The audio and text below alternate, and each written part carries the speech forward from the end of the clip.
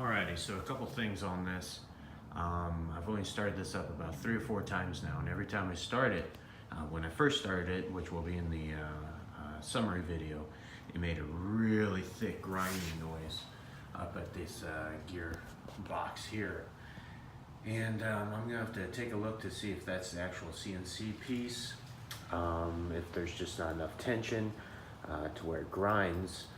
But I'll take a look at that and I'll post a future video. But I did notice that it is a lot easier and a lot quieter to start the faster you go, whereas with a standard 415 chain sprocket setup, you have to go about 5 miles an hour, nice speed. But this is actually better and easier and quieter to start the faster you go. Now, I'm not sure that that's a standard, but this is my first setup with the belt sprocket, so I'll look into that. I'll post a future video, let you know what that grinding noise is. Post a comment if you hear that grinding noise, if you start yours as well. But just a couple tips. This belt sprocket, it mounted just like the standard 9-bolt sprocket, 44 tooth or 36 tooth that the kit comes with. So that mounted the same. This is the Swindler, which has a 27.5 inch rear wheel. I would not suggest using the CNC mount kit standard package setup with anything larger than a 2.125 wheel width, because that space between the tire and the belt is just right. Anything bigger, then you jeopardize slashing up your tire when you're in motion. And this belt, it doesn't really go back and forth, but I know with the 415 chain that when the tension idler gets a little loose, it sometimes hits the tire if it's a really close call. So if you have anything larger than the 2.125, I'd probably recommend purchasing just the CNC sprocket adapter and then drilling holes into your sprocket and then fastening it that way. And then that way you're able to push it out, because there's still plenty of room. I know this is a different bike than what you would probably be using, but there's still plenty of room here for play to push out the sprocket. But if you were going to insist on staying with this standard setup, I'd probably recommend an extra rubber piece in between the sprocket and the wheel.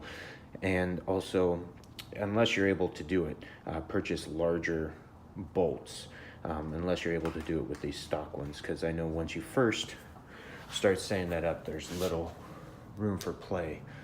So if you added an extra rubber piece, you may not have enough room to get those nuts on.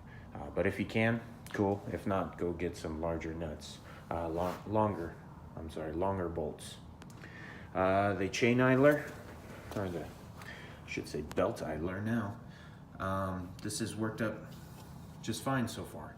I was kind of worried about the depth of the actual idler, because the belt could easily come off, but I have this nice and taut, so far so good. I haven't taken it too far. I've only started about 4 times, so we'll do an in-depth review after about 50 miles and see how it goes. It's really easy to mount, pretty straightforward and standard. Let's see.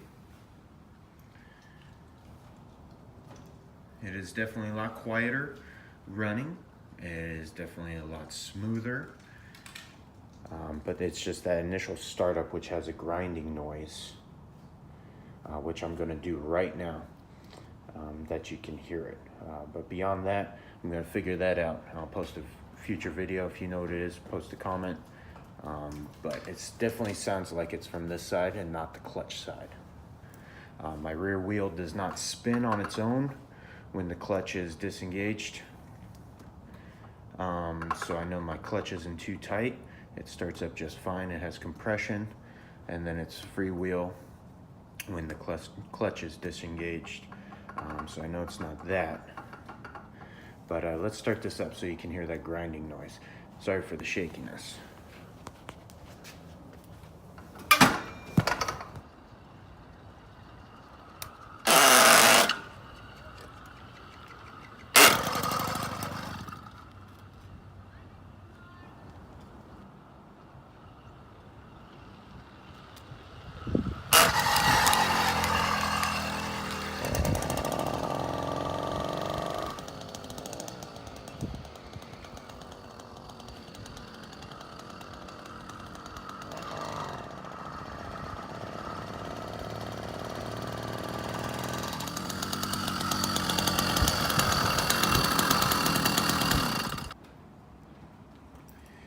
So it turns out that that grinding noise is actually a tension issue.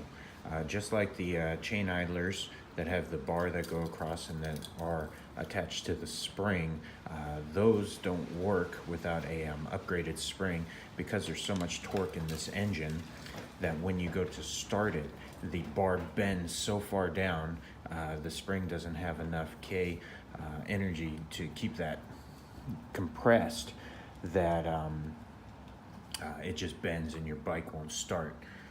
This is kind of a similar issue, but it does start because there's still enough tension for it to start. But yeah, we're going to retighten this.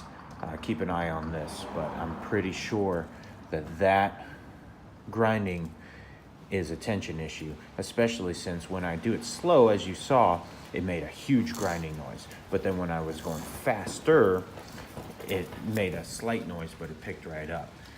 So I'm gonna tighten this up.